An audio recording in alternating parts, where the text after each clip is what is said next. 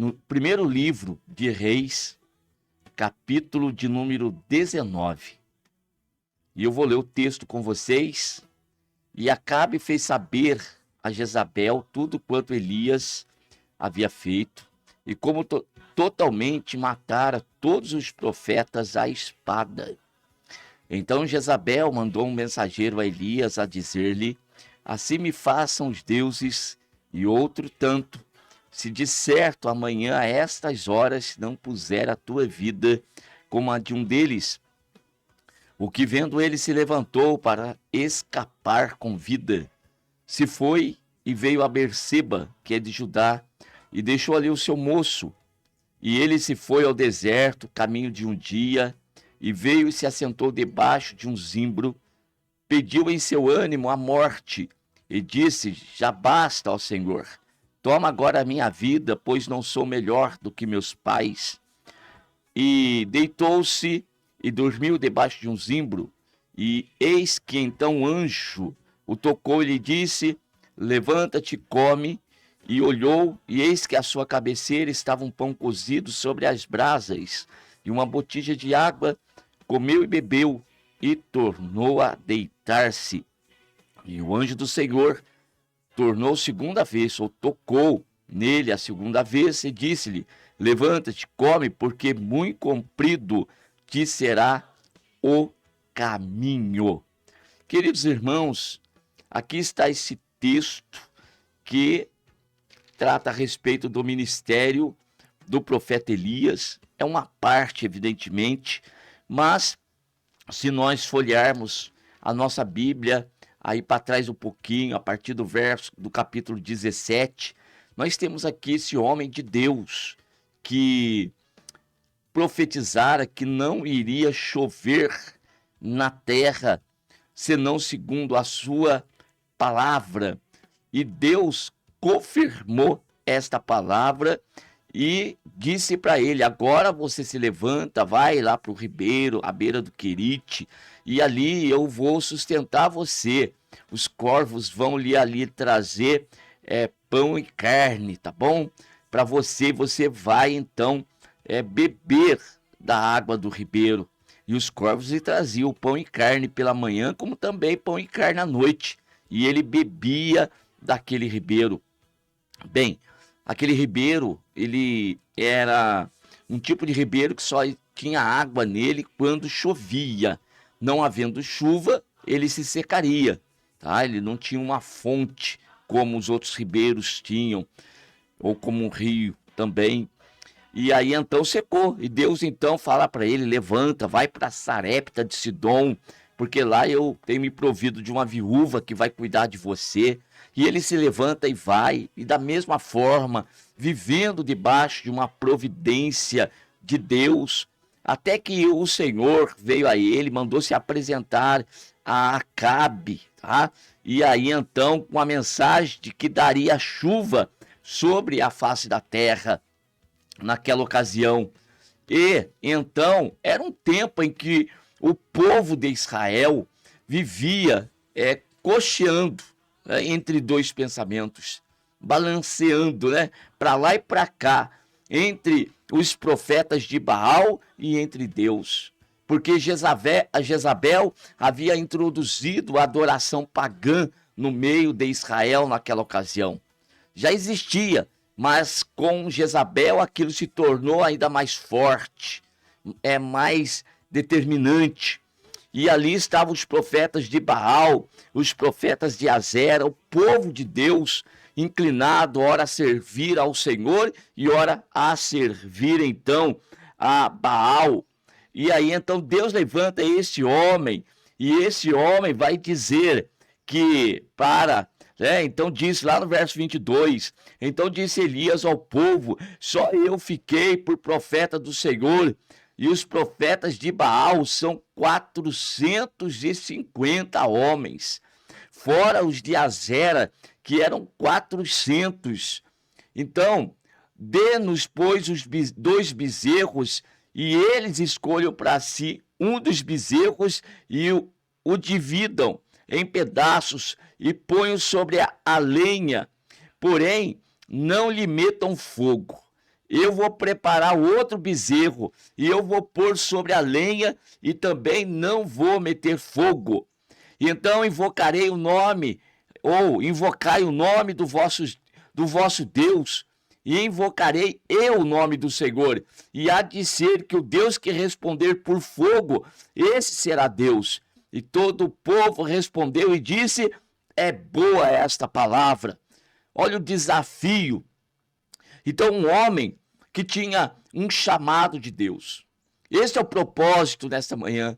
É nós começarmos a semana pensando a respeito do nosso chamado, da nossa vocação, daquilo que Deus tem para fazer através das nossas vidas, nesta caminhada e nessa jornada.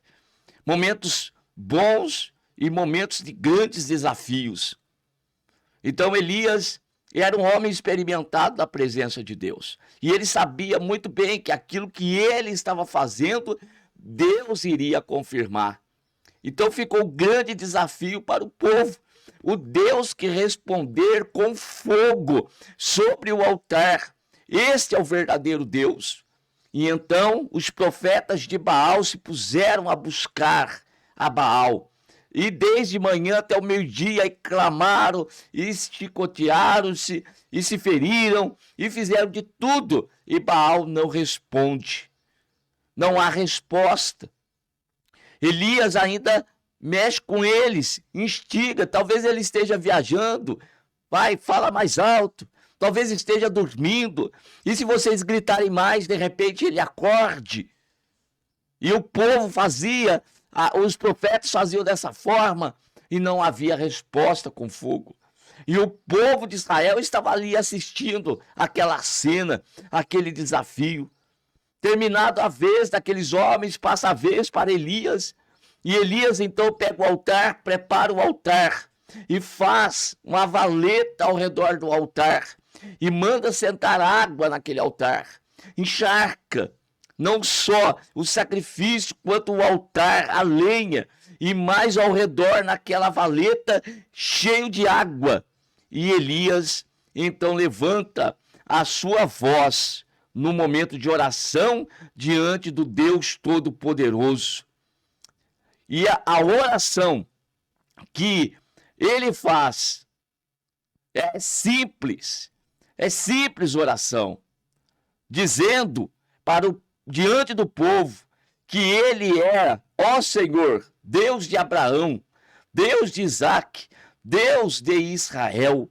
Manifeste-se hoje se tu és Deus em Israel, e se eu sou seu servo, e que conforme a tua palavra disse todas estas coisas. Responde-me, Senhor, responde-me para que esse povo conheça que tu, Senhor, és Deus, e que tu fizeste tomar ou tornar o seu coração para trás. Então caiu fogo do Senhor e consumiu o holocausto, a lenha, as pedras, o pó, e ainda lambeu a água que estava naquela valeta. O que vendo todo o povo caiu sobre os seus rostos e disse: só o Senhor é Deus, só o Senhor é Deus. Aqui está, irmãos, a confirmação de um ministério, de uma chamada, de uma vocação.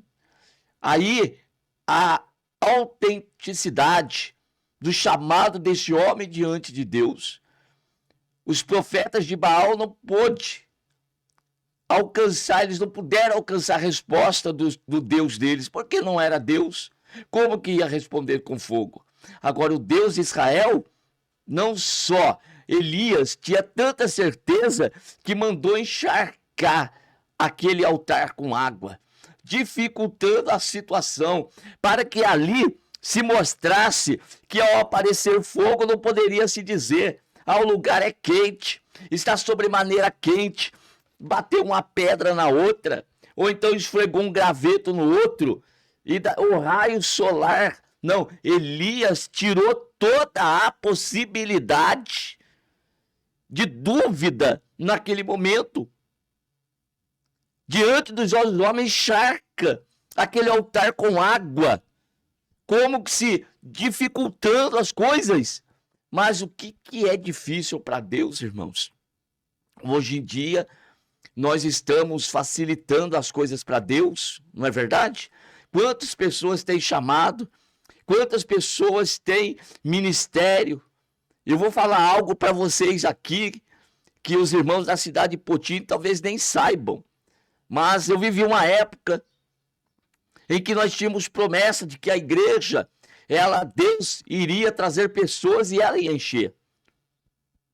E nós tivemos aqui um dirigente de congregação, que vem diminuir a igreja.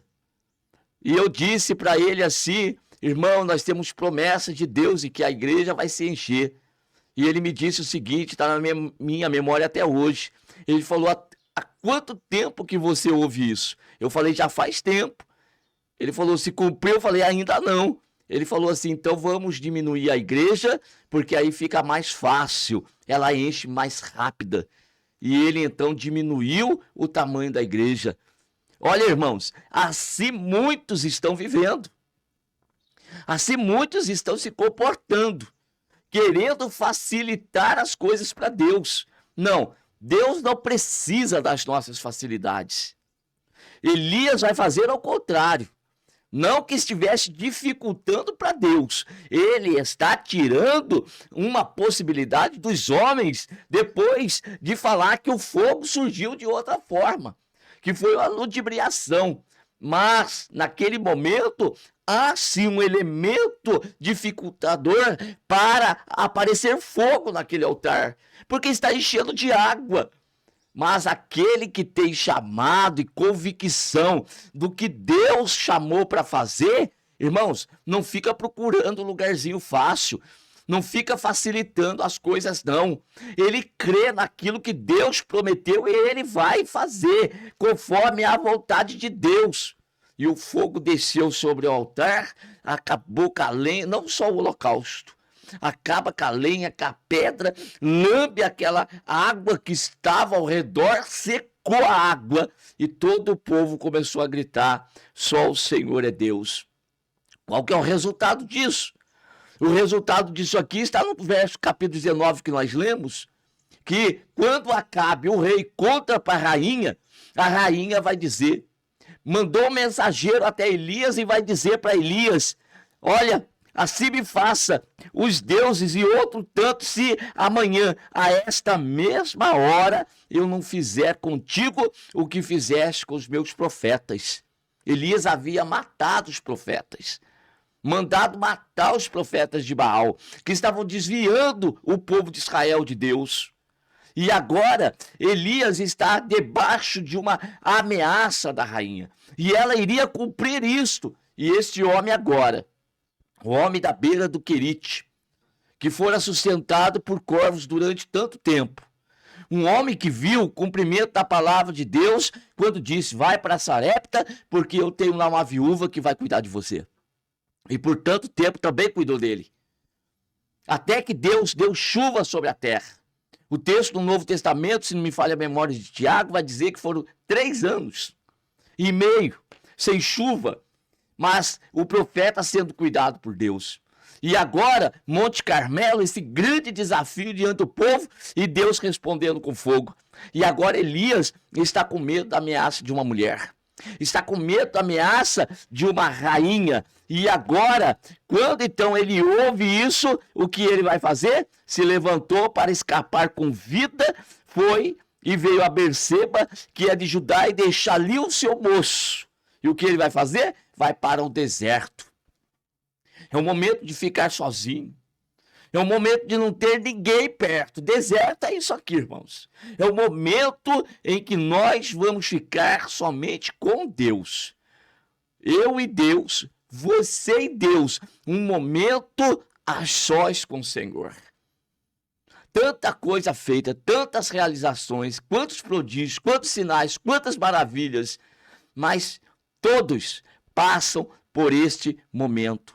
Parece aquele momento de querer desistir, de se desanimar diante de um determinado tipo de situação.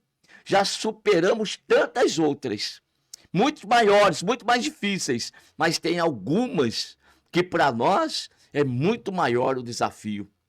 E eu vou dizer para vocês, por que que Elias foge? Há muitos questionamentos a respeito disso aqui. Se ele enfrentou tudo que enfrentou, agora ele foge. É que no momento do Querite, fora Deus que o mandara até lá. Para Sarepta de Sidom, a mesma coisa, tinha uma palavra de Deus para ele. E ele vai se utilizar desta palavra de Deus para então operar aquele milagre na casa daquela viúva.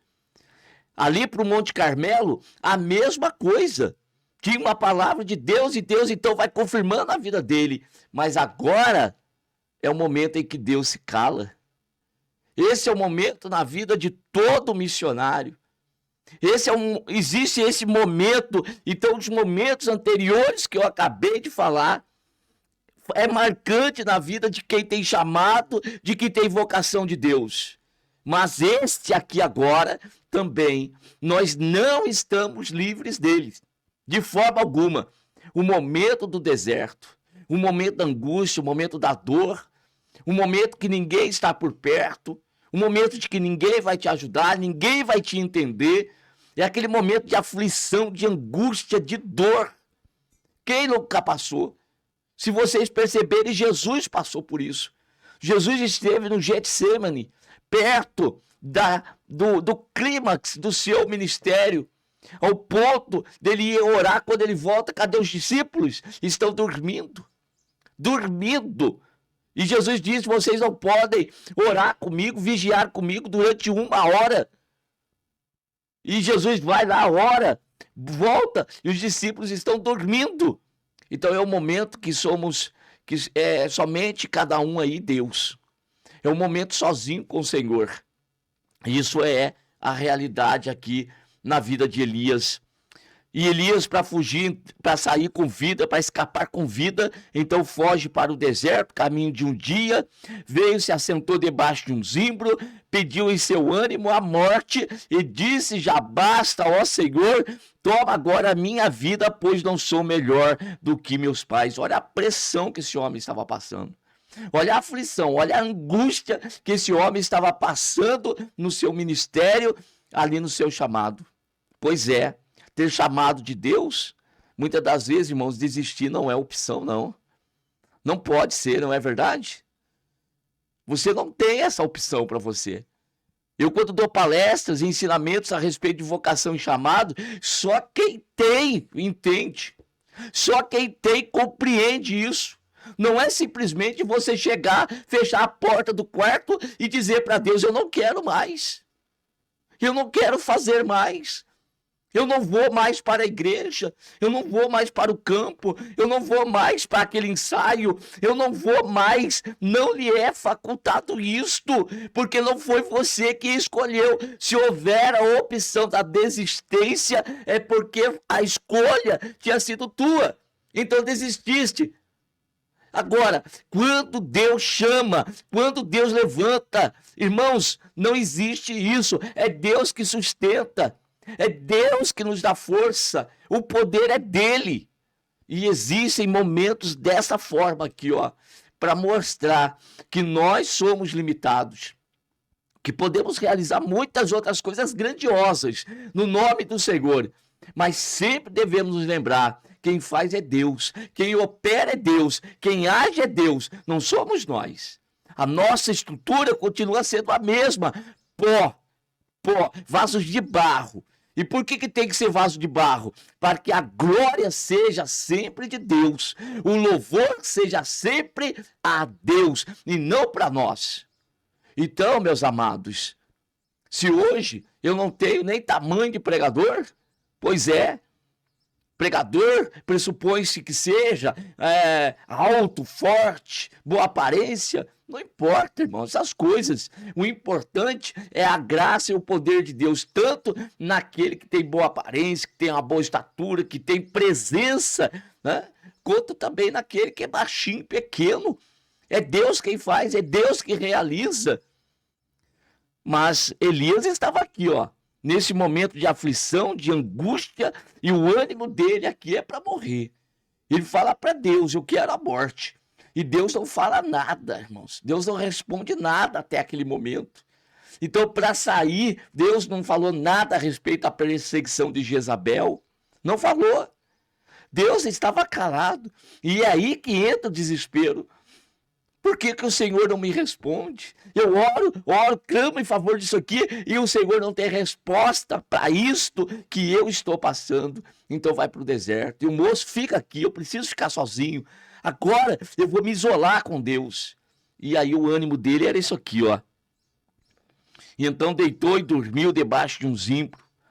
E eis que então o anjo do Senhor tocou-lhe e disse: levanta e come. E aí na sua cabeceira estava aí o pão cozido sobre as brasas, uma botija de água, comeu e bebeu. A ordem era para levantar e caminhar, mas ele vai, se deita e dorme novamente.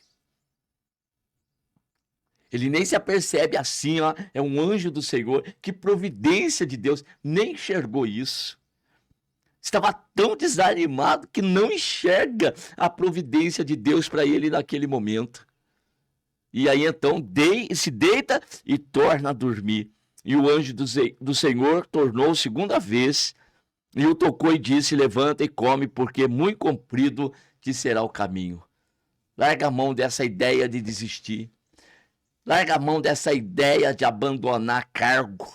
Larga a mão dessa ideia de deixar a igreja, de ir para outra. Ah, irmãos, não existe isso. Eu sempre costumo dizer, aquele que larga de alguma coisa é porque nunca teve, viu?